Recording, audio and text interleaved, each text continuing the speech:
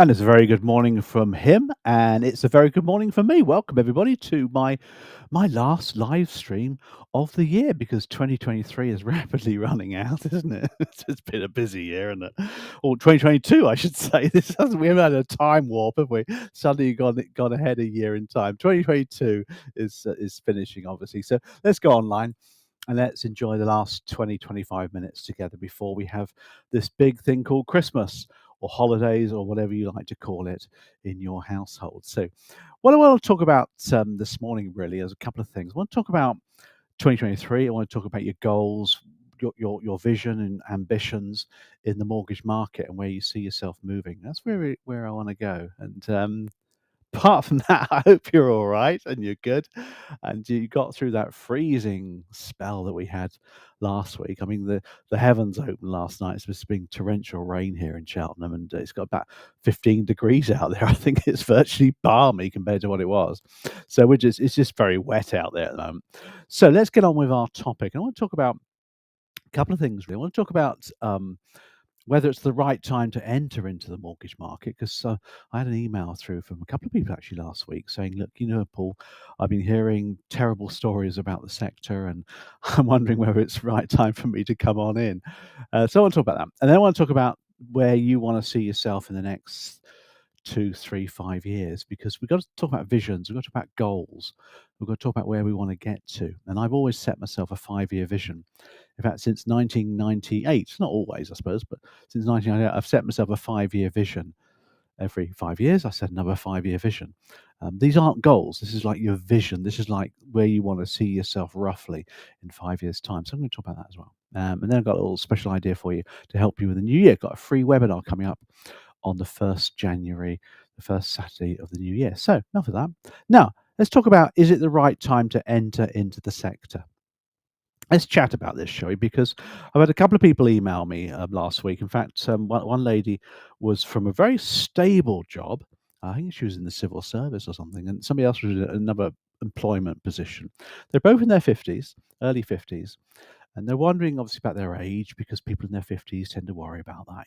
Should they be entering the mortgage market was the question that they asked. And I pinged them back in a response, but I thought I'd give them a few more ideas on here, but in case you've got the same sort of question yourself, really. So, is it the right time to enter into the mortgage sector? Well, if you look at social media and you follow all the social media, then it's probably not, because it's all doom and gloom, isn't it? And everybody shouts about on social media, but it tends to be quite negative. Social media people forums tend to be populated by negative people, not always, of course, but it tends to be the case. So be careful what you read and hear about the sector. The sector is going to be dormant for a little while, but we'll talk about that and what you can do. Is it worthwhile? Is it worth considering changing your whole career for a new one? Coming out of a secure civil service job, for example, and going into mortgage advising. What's the long-term compelling career? Now, to consider whether to become a mortgage broker, you've got to think about a few things that are going on in 2023, a few of the trends, the hard trends that will help you decide whether to stay or not. Now, the first hard trend is that the banks and building societies, who of course lend the money, used to do the advice risk as well. They don't bother with that anymore.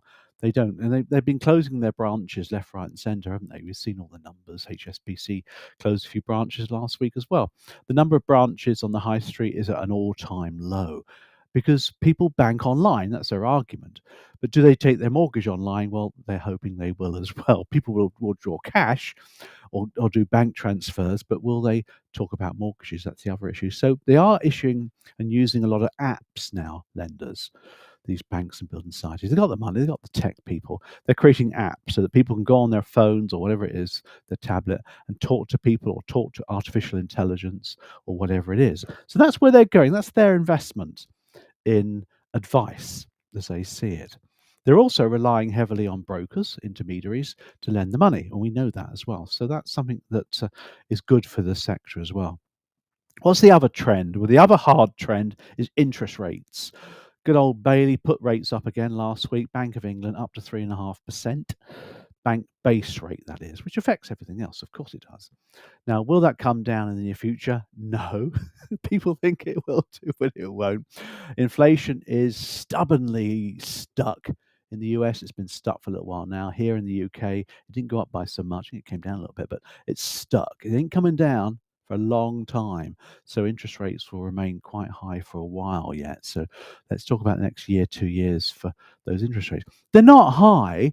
Come on, let's be honest about it. They're not high. They've been much higher in the past. But what the important thing is that banks and lenders and specialized lenders, whoever you're talking about lending the money, they make more profits when interest rates are higher. Not a lot of people know that, do you? But the margin, of course, between what they lend at and what they buy their money in at is getting they stretch it a bit, and therefore that margin is profit, and they're well happy with that. So there's plenty of money to lend. And they're quite happy to lend it because they're making big fat profits. So they can afford more BDMs on the road. They will be marketing and they will be pushing out the word. So there's money and appetite to lend. The other hard trend is the broker industry, the mortgage broker industry. It's predominantly a cottage industry. It will be changing, but it's predominantly a cottage industry, as I like to call it. Bit derogatory term, isn't it? But lots of one-person bands working out of spare bedrooms, that sort of thing. Small businesses. There's not that many large firms.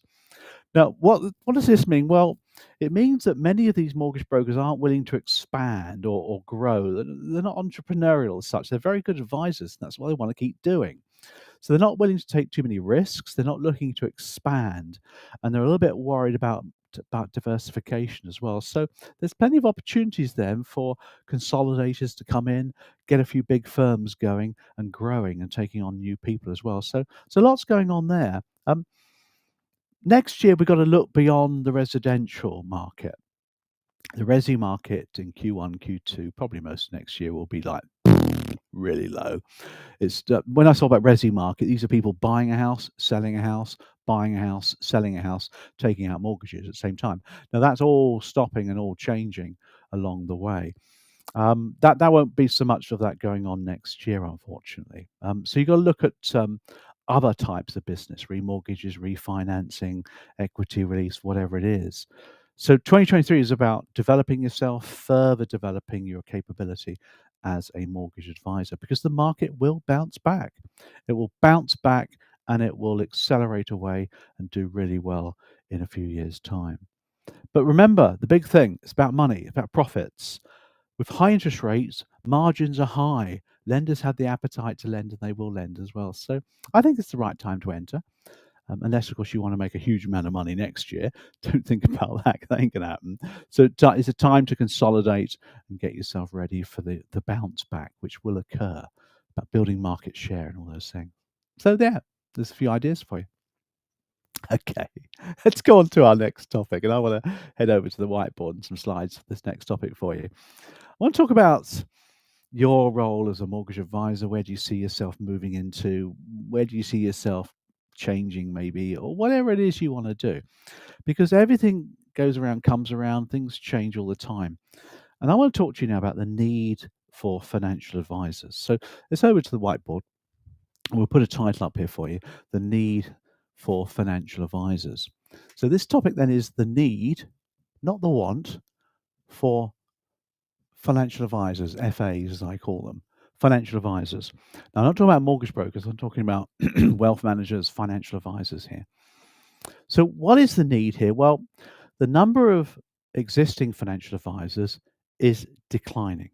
You read all over the paper about this. The number of existing financial advisors is declining. And I want to talk about how it's been replenished.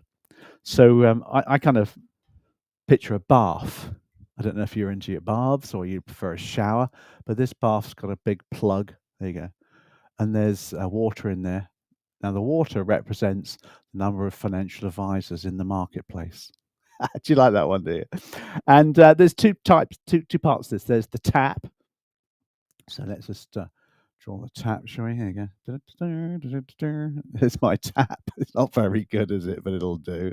There's my tap, and it goes down to obviously the water level. Now, in goes new financial advisors, but out goes old financial advisors. So you've got this coming out there as well. You've got the plug. I want to about what's coming out first of all, and you'll soon see why there is a massive need for financial advisors. And I want to show you some figures and numbers. So I'm going to show you some slides now. Now, the slide I want to share with you, I want to share two today for you, is the age of financial advisors. So I want to share this with you, see what you think about this one. So let's put this up here for you. Now, I don't want to get ageist here or sexist or anything like that, but how old are retail financial advisors? Now, you'll probably notice from this graph. So let's just highlight here for you. Down here, I've got the person's age. Let's just flick that and you see that. So this is the age of the advisor. I've got down here under 25s, and over here I've got those advisors in their 50s and those advisors over 60. Now you can see quite clearly that the majority of advisors that we have in the marketplace are over the age of 50. We've got just over 10,000 are over the age of 50 to 59, and we've got almost 5,000 over the age of 60. Now we've got 8,200 over the age of 40. So as you can probably see, the vast majority of retail financial advisors, we're talking about IFAs, authorized to sell retail investments, that's where I'm coming from, are old. Now 50 is not old. I'm 58, so of course it's not old. But the point is that these dudes will be retiring. They all entered the industry in the 80s and 90s, didn't they? That's when they entered, when there were big sales forces were going on, huge, great Prudentials and Pearls and people like that. But they are all looking to retire, and many of them are looking for consolidators to buy their business. There's consolidators in the marketplace now who are gobbling up these small firms because they've got some really good client banks, very loyal. And these consolidators are hoovering up these client banks and creating huge IFA firms. And they will change the industry in the next few years. But the problem we've got down here, if I show you, is very few young financial advisors. Under the age of 25, it's 426 of them. Then you've got just under 2,000 in their 20s and just over 5,000 in their 30s. There's very few young financial advisors, and that's the message here. Because these financial advisors, if I just put me back in here for you so you can see me, these financial advisors, the majority are retiring. They're selling their banks, their businesses. They're moving on to pastures new. They made a good living from it. They've enjoyed themselves, and therefore there's a lot of people leaving. So if you look over here on my graph, you've got all these advisors who are leaving to retire.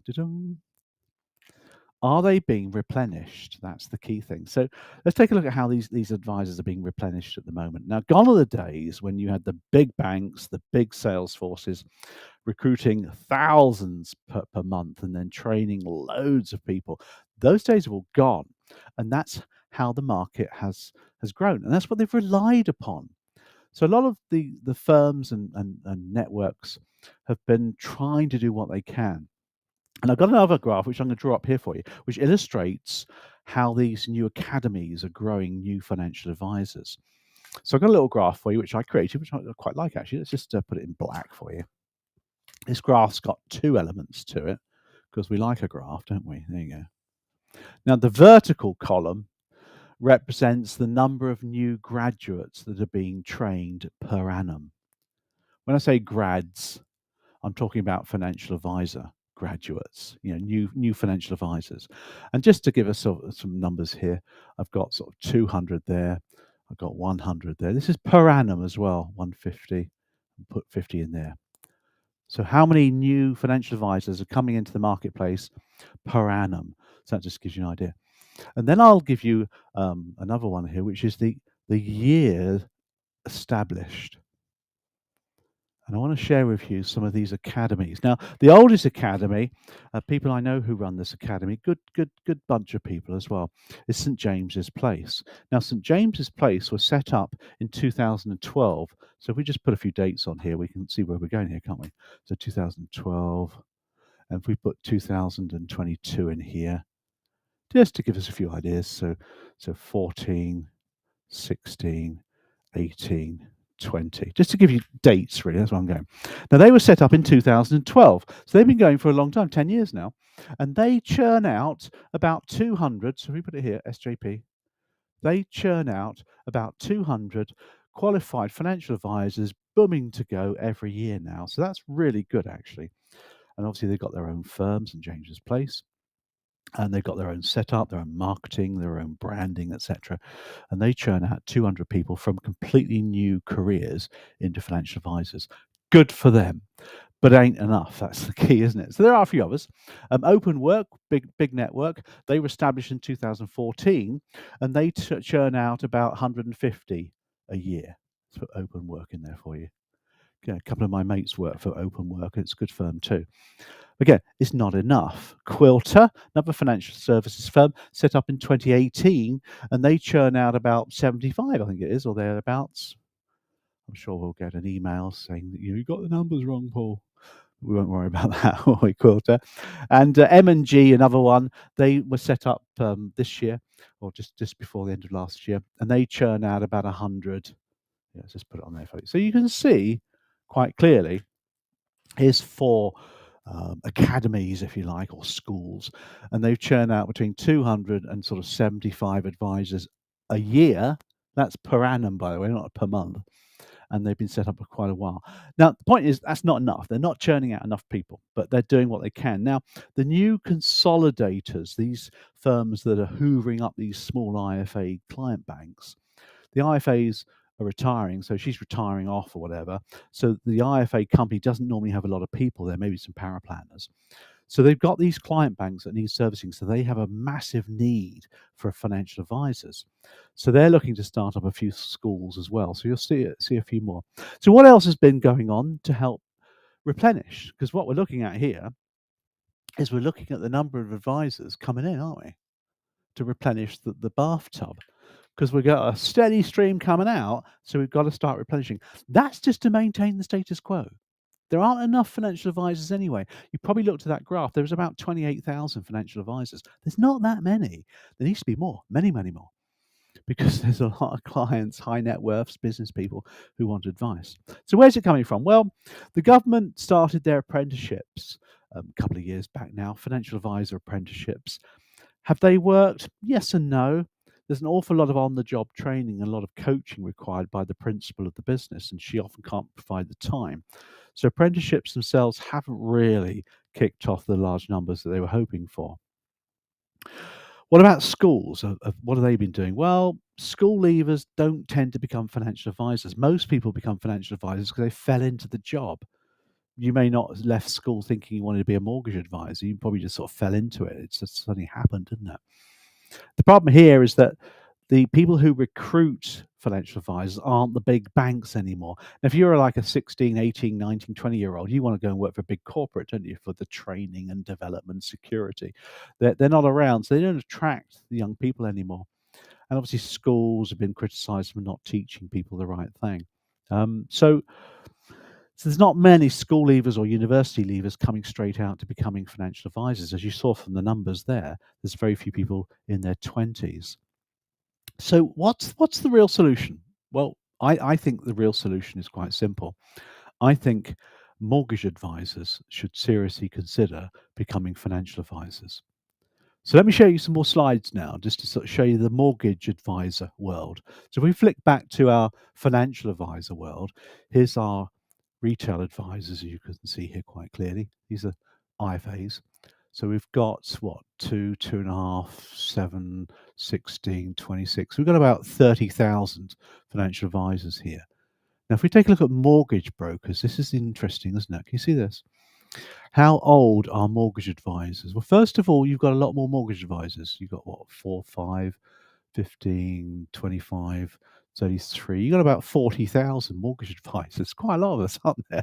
In the last few years, we've grown.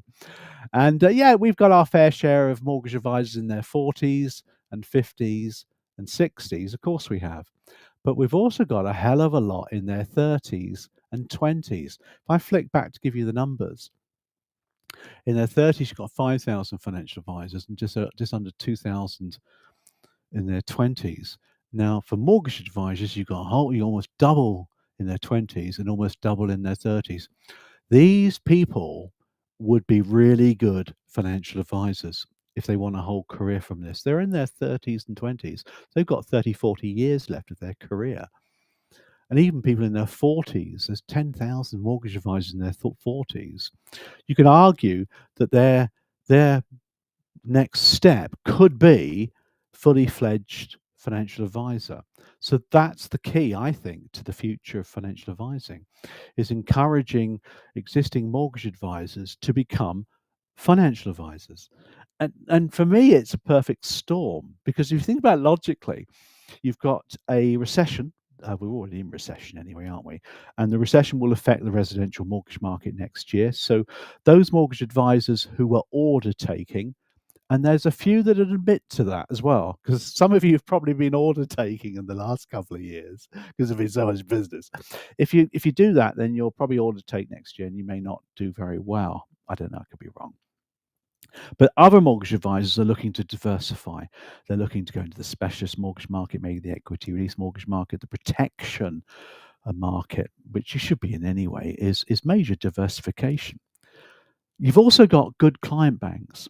Now, financial advising or mortgage advising, call it what you like, it's all about clients. It's all about having clients that trust you, like you, know you, who have families and goals and dreams, and you help them with their financing at the moment. It's the same client that needs financial advice as well. They're not special people. You've got a client bank who you've nurtured and you look after, and you mollycoddle, and you take time to talk with and keep in touch with. Now, all you need is a client bank to give financial advice as well. It's as simple as that, really. Um, Financial advising is more complex and more rewarding. There's no doubt about it. There's much more to it. To give financial advice on wealth, on pensions, on all sorts of areas such as that is more complex. You can learn it. It's not difficult. It's not, but it's more rewarding, both financially and emotionally as well, because you're looking after somebody's needs for the rest of their life. You're getting referrals to friends and family all the time. It's more rewarding financially as well. You don't ever see a poor IFA, do you? Come on, let's be honest. They tend to drive the nice cars. They're all on good salaries. They're all on good incomes. It's virtually recession proof, because you're dealing with somebody who's got money, in their 60s, for example. They're retired, so they're not worried about the economy so much. Obviously, stock markets go down and up. So you've got to look at that area. So it's virtually recession proof as well. So in my book, if you're looking for a long-term future in this sector, mortgage financing is great. But over the few years, IT and tech and artificial intelligence, all those things will start to take care of that for people. Just look at the car insurance market. Very few people give advice on car insurance anymore. Years ago, they used to. Now it's all done online. And car insurance, home insurance, these are profitable areas. Back in my day, you had to go to a broker in town to buy your car insurance. Not now. It's all done online. That'll start to happen with financing as well. So that's my recommendation. Take a real strong look at financial advising for the future. And guess what? We're going to look at helping you with that next year. We're going to tally up the LIBF and start looking at their DIP-FA and giving you support for the coursework and exam, and guiding you through as much as possible next year. We're diversifying as well. And, I train that topic on a regular basis. So we're looking to provide some help and assistance with you on that one. Interesting, isn't it? Hope that's been useful for you. Brilliant. Okay, let's just wrap up then, shall we? And wrap up and talk about talk about something exciting for you, just for a couple of minutes, just to finish off. It's 25 past. We've been talking for 20 minutes or so. I want to talk to you about a free webinar that we've got coming up in the new year. So I'm going to go to the whiteboard. So let me just head on over here, and we'll give this whiteboard a bit of a clean up for you. There you go. So we can get ourselves nice, fresh. There you go. There we go. Let's get that a good clean. Get rid of my bath. Do you know, I don't do baths. I do showers. I'm not a bath person, I must admit. I'm a big shower man, me. Anyway, let's talk about this free webinar we've got for you coming up in the new year, which I'm particularly excited about. The date, if you want it, is Saturday. We like Saturday webinars. It's 10 a.m. and it's the 7th of January. So put that date in your diary, and when you get your email, see if you can sign up for that. Now, as you can probably appreciate, we're going to talk for about 45 minutes, and the subject I want to talk to you about is goal setting and setting your dreams and ambitions for the next year and 5 years. Now, I'm calling this one setting because we're going to talk about setting achievement goals. There you go. Now, when I say achievement goals, setting your achievement goals are goals to help you in your mortgage business, and they are goals in your mortgage business. So this is specifically for mortgage advisors who are looking at 2023 in a different way. And we're going to talk about how you can set your goals and then achieve those goals as well. There's two parts to goal setting. You've got to set the things, then you've got to achieve them. And that's the thing. And I'll talk to you about how we can do this post-COVID. Now, got a few ideas to help you. Got some suggested goals, but also how you can get your own goals and set them and achieve them as well. Now, I was talking to my dad the other day about COVID and lockdown. I said, surely though, Dad, because he lived during the war. You see, during the Second World War, he's only small, but he was a young chappie during the Second World War and afterwards during the rationing period as well. And I said, surely, Dad, that was worse, wasn't it, than COVID and lockdown? He said, no, son. He said lockdown. He said was much worse than the war. And that amazed me really, because I thought it would be worse, wouldn't you? Being bombed and shot at and stuff like that. He said, well, most of the time you had lots of friends, people around you. Lockdown, it was isolation. So it was a period of time which intense change. We're going through massive change at the moment. The lockdown, we've got war in Europe, we've got China opening up, the Far East, etc. Politics in the US and the UK. We're going through enormous change. And the key to handling enormous change is flexibility. That's the thing. During the war, my dad said we had a lot of flexibility, a lot of change. We knew how to adapt. Flexibility is the key.